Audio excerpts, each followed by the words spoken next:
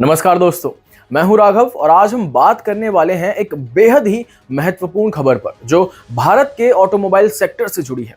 हाल ही में खबर आई है कि भारत के शोरूम्स में 7.8 लाख से भी ज्यादा नई गाड़ियों का स्टॉक पड़ा हुआ है जिन्हें कोई भी खरीद नहीं रहा है। इन गाड़ियों की कीमत करीब 77,800 करोड़ है। ये केवल भारत के ऑटो सेक्टर की ही नहीं बल्कि पूरे देश की अर्थव्यवस्था की चिंता का विषय है। आज हम समझेंगे कि ऐसा क्यों हो रहा है, इसके पीछे के कारण और इसका हमारी अर्थव्यवस्था पर क्या असर पड़ सकता है। आइए बिना देरी किए वीडियो को शुरू करते हैं। सबसे पहले बात करते हैं क्षेत्रीय कारणों की। पहला, मॉनसून का असर। इस साल देश के कई हिस्सों में भारी बारिश और बाढ़ ने खरीदारों की संख्या घटा दी है। खासतौर पर ग्रामीण इलाकों में लोग बाढ़ और खराब मौसम के चलते बड़ी खरीदारी टाल देते हैं। अगस्त 2024 में भारत में 16% ज्यादा बारिश हुई थी जिसका सीधा असर गाड़ियों की बिक्री पर पड़ा था। दूसरा, शुभ अशुभ समय का प्रभाव। भारत में लोग खास मौकों पर ही गाड़ी खरीदना पसंद करते हैं। अभी चल रहे श्राद्ध के समय लोग गाड़ी खरीदना अशुभ मानते हैं जिससे बिक्री और गिर गई है। हालांकि आने वाले त्योहारों जैसे नवरात्रि हो या फिर दिवाली हो तो उम्मीद की जा सकती है कि इन चीजों में सुधार देखी जा सकती है। अब बात करते हैं राष्ट्रीय कारणों की। पहला, कमजोर आर्थिक स्थिति।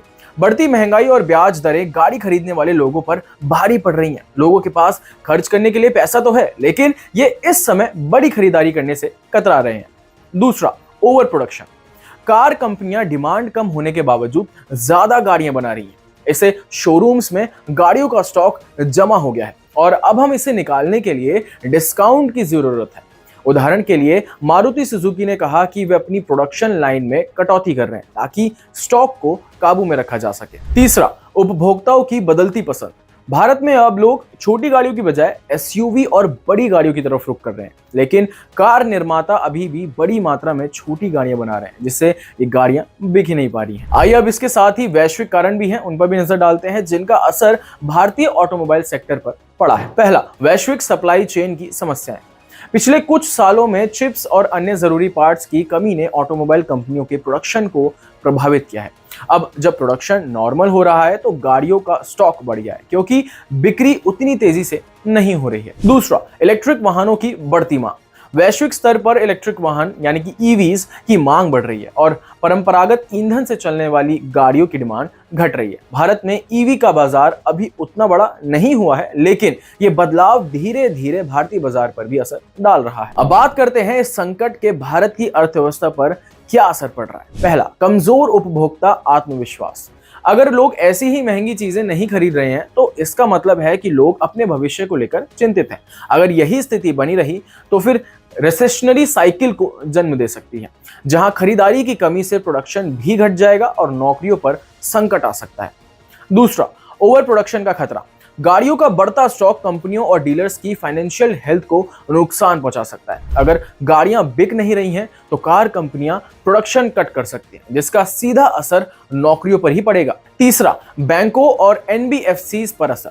अगर डीलर्स के पास इतना स्टॉक जमा रहेगा तो उन्हें बैंक और एनबीएफसी से मिलने वाले लोन पर दबाव बढ़ जाएगा। इससे बैंकों के एनपीए यानी कि नॉन परफॉर्मिंग एसेट्स पर बढ़ सकते हैं जो कि पूरे फाइनेंशियल सिस्टम के लिए बहुत बड़ा खतरा है। अगर इस समस्या का समाधान जल्दी नहीं निकाला गया तो बहुत कुछ गलत हो सकता है। क्या कुछ, आइए जानते हैं। पहला, शोरूम बंद होने के खतरा। अगर स्टॉक नहीं बिकेगा तो डीलरशिप को अपनी दुकानें बंद करनी पड़ सकती हैं। इससे लाखों लोग बेरोजगार हो जाएंगे। दूसरा, ग्लोबल एक्सपोर्ट पर असर। अगर भारत की गाड़ियां नहीं बिकेंगी तो कंपनियां इन्हें एक्सपोर्ट कर सकती हैं लेकिन इसके लिए उन्हें डिस्काउंट देना पड़ेगा जिससे भारत की वैश्विक प्रतिष्ठा पर भी असर पड़ सकता है। तीसरा, ईवी में देरी। गाड़ियों का स्टॉक साफ होने में समय लगेगा जिससे कंपनियां इलेक्ट्रिक वाहनों पर ध्यान ही नहीं दे पाएंगी। इससे भारत का ईवी मार्केट पीछे रह सकता है। अब सवाल यह है कि हम इस सिचुएशन से कैसे बाहर आ सकते हैं। पहला, प्रोडक्शन की कटौती। कंपनियों को अपने प्रोडक्शन को कस्टमर डिमांड के हिसाब से कम करना होगा ताकि स्टॉक कम हो सके। दूसरा, डीलरशिप को वित्तीय सहायता। सरकार और बैंकों को डीलरशिप को वित्तीय मदद देनी होगी ताकि वो इस स्थिति से बाहर निकल सके। तीसरा, उपभोक्ताओं को आकर्षित करना। आने वाले त्योहारों में भारी डिस्काउंट्स और स्कीम्स के साथ उपभोक्ताओं को लुभाना होगा ताकि बिक्री फिर से बढ़ सके और साइकिल वापस से चल सके। तो दोस्तों, ये था आज का वीडियो जहां हमने समझा कि कैसे कारों का बढ़ता स्टॉक एक बड़े आर्थिक संकट की ओर इशारा कर रहा है। उम्मीद है कि आने वाले समय में स्थिति सुधरेगी, सिचुएशन बेटर होगी। अगर आपको ये जानकारी उपयोगी लगी हो तो वीडियो को लाइक करें, शेयर करें, हमारे चैनल को सब्सक्राइब करना ना भूलें। Till then stay tuned.